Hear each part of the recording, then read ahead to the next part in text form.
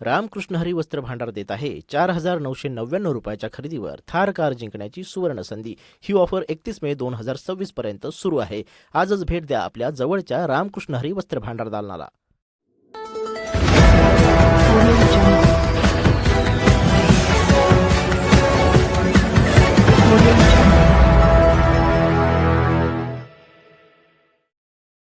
निवडणूक होत असताना अनेकांना अनेक बातम्या मिळाल्या। विशेषतः माझ्या सगळ्या पत्रकार बांधवांचं स्वागत करून गेले काही दिवस आणि पुढचे अनेक दिवस तुम्ही अत्यंत नेहमीप्रमाणे जागरूक असणार आहात, बिझी असणार आहात। जवळपास 8 वर्षांनी जेव्हा जिल्हा परिषदेच्या निवडणुका होत आहेत त्यामुळे अनेकांनी तयारी केली होती, संभाजी अनेकांची ही इच्छा होती आणि मग सातत्यानं पत्रकार हा प्रश्न विचारत होते की दोन्ही राष्ट्रवादी काँग्रेस पक्ष एकत्र येऊन ही निवडणूक कशी लढतायत। तर याचं एक फार महत्वाचं कारण असं होतं की जेव्हा ही निवडणूक स्थानिक स्वराज्य संस्थांची होती तेव्हा ती कमी मतांवरच्या फरकाची निवडणूक असते आणि इथं समविचारी मतांची विभागणी टाळण्याच्या दृष्टिकोनातून आदरणीय शरदचंद्रजी पवार साहेबांनी हे मार्गदर्शन केलं की आपण समविचारी मतांची विभागणी टाळली पाहिजे। मधल्या काळात अतुल शेठ म्हणाले तसे मतभेद झाले होते, पण मनभेद व्हायच्या आधी एकत्र आलोय हे आपल्या सगळ्यांसाठी ही दिलासादायक गोष्ट आहे आणि हे होत असताना कुठंच काहीच कन्फ्युजन नाही आणि म्हणून हा निर्णय राष्ट्रवादी काँग्रेस शरदचंद्र पवार पक्षाच्या सगळ्याच कार्यकर्त्यांचं, सगळ्याच या नेते मंडळींचं मी मनापासून आभार मानतो की एकाच चिन्हावर निवडणूक आपण लढायची या प्रस्तावाला या सगळ्या मंडळींनी अगदी हिरहिरीनं आणि लगेच सामोपचारानं मान्यता दिली की दोन्ही राष्ट्रवादी काँग्रेस पक्षाचे सगळे उमेदवार घड्याळ या चिन्हावर निवडणूक लढवतील आणि शिवसेना उद्धव बाळासाहेब ठाकरे पक्षाचे उमेदवार हे मशाल या चिन्हावर निवडणूक लढवतील। म्हणजे आमच्या शेळके सरांचा तर इतका प्रचार पुढे गेला होता। एवढं असताना सुद्धा म्हणजे हे एक उदाहरण आहे। हे उदाहरण कशासाठी आहे तर वैयक्तिक महत्वाकांक्षा, मगाशी बऱ्याच गोष्टींची चर्चा झाली, बामणे साहेब पण बोलले, वैयक्तिक महत्वाकांक्षेपेक्षा जेव्हा व्यापक पक्षहित महत्वाचं मानलं जातं आणि व्यापक पक्षहिताला समोर ठेवून पक्षाचा निर्णय हा मान्य केला जातो तेव्हा मला वाटतं त्या प्रत्येक कार्यकर्त्याचा पक्षाला सुद्धा अभिमान वाटतो आणि या पद्धतीने सर्वांनी ही भूमिका घेतली त्याबद्दल तुम्हा सर्वांचं मी मनापासून आभार हे व्यक्त करतो। आणि मगाशी आदिवासी वादळ जेव्हा घोंगावत होतं स्टेजवर त्या दिवशी तुमची लय आठवण झाली होती। म्हणजे पुणे महानगरपालिकेचा जेव्हा हमीपत्र आदरणीय अजितदादांनी त्याचं विमोचन केलं आणि त्या हमीपत्रावर जेव्हा आदरणीय पवार साहेब आणि अजितदादा दोघांना एकत्र पाहिलं तेव्हा लांडे साहेबांची आठवण झाली का मला वाटलं खुशी खुशी। आणि हेच खुशी खुशीचं वातावरण जे आहे, जेव्हा दुभंगलेलं कुटुंब जेव्हा एक येतं, जेव्हा ज्या कार्यकर्त्यांनी खांद्याला खांदा लावून काम केलं आज पुन्हा तेच कार्यकर्ते दुरावलेले एकोप्यानं पुन्हा एकदा आता ठरले घड्याळाच्या टायमिंगवर तुतारी वाजणार आणि घड्याळाचा गजर बी तुतारीच्याच आवाजात होणार। त्यामुळे ही गोष्ट जेव्हा ठरली कुटुंब एक येतंय आणि हे सामोरं जात असताना शिवसेना उद्धव बाळासाहेब ठाकरे या पक्षानं जेव्हापासून ही चर्चा सुरू झाली तेव्हा ही सातत्यानं आमची चर्चा सुरू होती आणि आता पत्रकार बांधवांनी अनेक त्यांच्या मनात प्रश्न असतील, नेमक्या किती जागा मशालीच्या चिन्हावर लढवणार, किती जागा घड्याळाच्या चिन्हावर लढवणार। परंतु यामध्ये एक सामंजस्य, यामध्ये एक अंडरस्टँडिंग आहे की खेड तालुक्यामध्ये तिथली जी परिस्थिती होती तिथल्या कार्यकर्त्यांशी विचार विनिमय केला। खेड तालुक्यामधले तिथले आमदार हे शिवसेना उद्धव बाळासाहेब ठाकरे या पक्षाचे आमदार आहेत आणि खेड तालुक्यामध्ये राष्ट्रवादी काँग्रेस शरदचंद्र पवार पक्षाचे 3 उमेदवार हे तिथल्या आमदारांच्या म्हणण्यानुसार आम्ही मशालीच्या चिन्हावर लढवायला तयार झालो। कारण हा जो आपस की बात आहे, हा जो सामंजस्याचा हा जो विषय, यामध्ये कार्यकर्त्यासाठी ही फार महत्वाची गोष्ट। आणि जेव्हा मगाशी अतुल शेठ म्हणाले ओरिजिनल शिवसेना, तेव्हा हा खरोखर एक फार महत्वाचा प्रश्न पडणार आहे। तुम्ही सगळ्यांनी जेव्हा मुंबई महानगरपालिकेचे निकाल पाहिले असतील, हे मुंबई महानगरपालिकेचे निकाल पाहिल्यानंतर मी आवर्जून विचारलो काल सुद्धा इथं सभा झाली का, हा प्रश्न मला विचारायचा होता. हा प्रश्न अशासाठी विचारायचा होता की काल जर इथं सभा झाली असती तर त्या सभेच्या सुद्धा मागच्या फ्लेक्सवर आदरणीय हिंदू हृदय सम्राट शिवसेना प्रमुख बाळासाहेब ठाकरेंचा फोटो असता का? आणि उद्या जेव्हा समोरचे लोक जेव्हा धनुष्यबाणावर मत मागायला तालुक्यात फिरतील आणि तिथे शिवसेना प्रमुख हिंदू हृदय सम्राट शिवसेना प्रमुख बाळासाहेब ठाकरेंचा फोटो असेल तेव्हा त्यांच्या मनाला हा प्रश्न पडणार नाही का? अरे ज्या हिंदू हृदय सम्राट शिवसेना प्रमुख बाळासाहेब ठाकरे तळहाताच्या फोडाप्रमाणे मुंबई जपली होती, जो मुंबईचा अभिमान होता, आज जो निकाल लागला ती दुसऱ्याच्या घशात घालण्यासाठी जयचंदाची भूमिका कोणी बजावली? हा प्रश्न प्रत्येक शिवसैनिकांनी हा मनात विचारला पाहिजे. आणि माझ्या तालुक्यातल्या सूरने जनतेला एक सांगणं आहे, ते अशासाठी सांगणं आहे. समजा आपल्या घरात लेकीचं लग्न करायचं, समजा पाहुणे बघायला आले, स्थळ बरं वाटलं, आणि जर पाहुणे म्हणले का लग्न करतो पर नांदवणार का नाही याची गॅरंटी नाही, आपण लग्न करू का?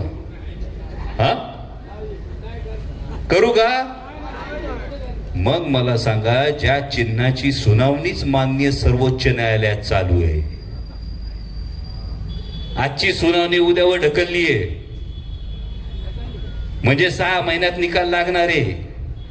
ज्या चिन्हावर समोरची मतं मागणार आहेत ते चिन्ह त्यांच्याकडे राहणार आहे का सरसकट भाजपत जमा व्हावं लागणार आहे हे माननीय सर्वोच्च न्यायालय ठरवल. आणि जिथं अनिश्चितता असते तिथं स्वाभिमानाची मशाल पेटवावी लागल, तिथं स्वाभिमानाचा गजर करावा लागल. एवढंच माझं तुम्हाला कळकळीचं सांगणं आहे. मगाशी अतुल शेटने सांगितलं त्या पद्धतीनं 12 जिल्हा परिषदांच्या निवडणुका लागलेल्या आहेत.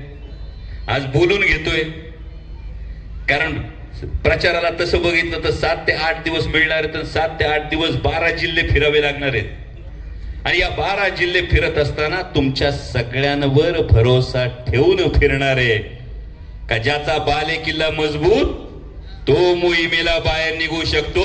आणि हा जुन्नरचा बाले किल्ला, हा शिवजन्मभूमीचा बाले किल्ला या व्यासपीठावर बसलेल्या सगळ्या मंडळींच्या खांद्यावर आणि तुमच्या हातात मजबूत राहणार या विश्वासावर जाणार आहे.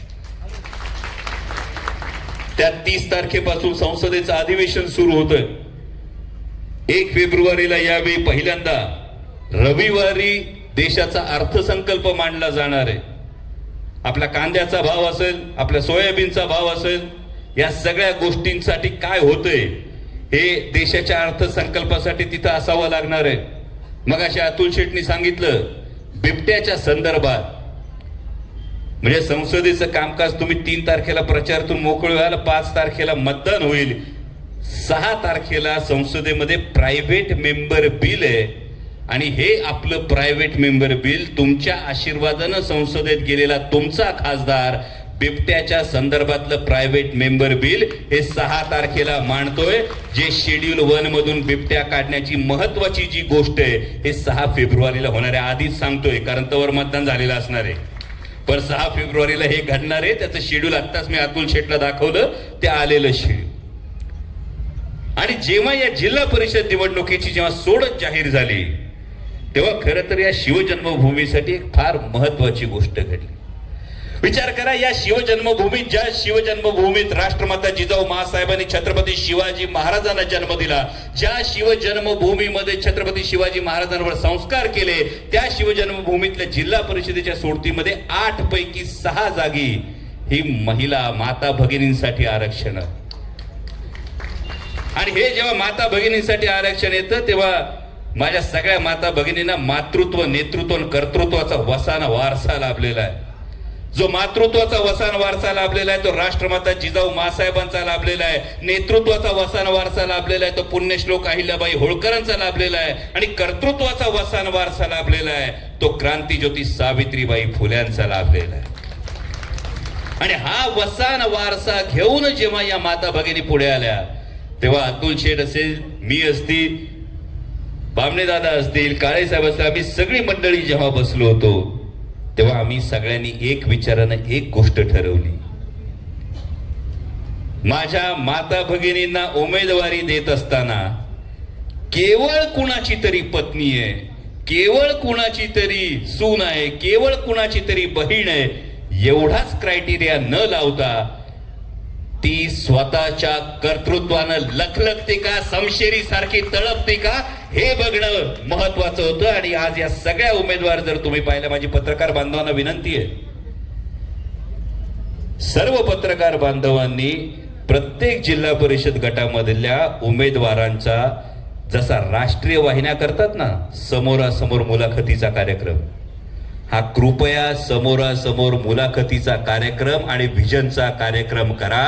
केवळ रबर स्टॅम्प निवडून देण्यापेक्षा जिचं स्वतःचं कर्तृत्व आहे अशा माझ्या या सगळ्या माता भगिनींना जिल्हा परिषदेत संधी द्या, नेतृत्व करण्याची संधी द्या आणि एकदा होऊन जाऊ द्या दूध का दूध आणि पाणी का पाणी, अशी माझी तुम्ही सगळ्या पत्रकार बांधवांना विनंती आहे. कारण लोकशाहीच्या दृष्टीनं, सक्षम लोकशाहीच्या दृष्टिकोनातून या माझ्या माता भगिनी ज्या आत्मविश्वासानं नेतृत्व करणार आहेत, या माझ्या माता भगिनी ज्या आत्मविश्वासानं या जनतेचं प्रतिनिधित्व करणार आहेत, त्या नेमक्या जिल्हा परिषदेत जाऊन कशा पद्धतीने आपल्या भागाचे प्रश्न मांडणार आहेत, कशा पद्धतीनं आपल्या भागासाठी, आपल्या प्रत्येक जिल्हा परिषदेच्या गटासाठी त्यांचं विजन आहे, या गोष्टी एकदा लोकांसमोर येऊ द्या अशी माझी आपल्या सर्व पत्रकार बांधवांना विनंती आहे. आणि त्यामुळं जाता जाता एवढं सांगतो, परत आठवण करून देतो, ज्याचा बाले किल्ला मजबूत त्याला मोहिमेला निघता येते. 12 जिल्हे फिरायचे, 7 दिवस आहेत